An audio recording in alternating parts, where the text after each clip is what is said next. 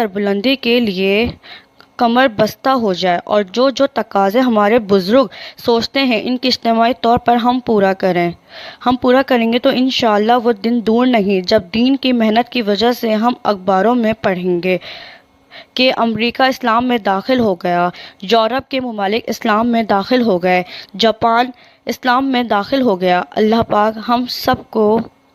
اخلاص اور مستقل مزاجی سے نبی پاک صلی اللہ علیہ وآلہ وسلم کے کام کو اپنا کام و مقصد بنانے کی توفیق عنایت فرما دے اور جان مال وقت لگا کر دین کی سربلندی کے لیے ہمیشہ سعی و کوشاں رہنے کی توفیق عنایت فرمائے، آمین ثم آمین۔ اگر آپ کو میری یہ ویڈیو اچھی لگی ہے تو اس کو لازمی لائک کریں، شیئر کریں اور میرا چینل لازمی سبسکرائب کریں۔ شکریہ، السلام علیکم۔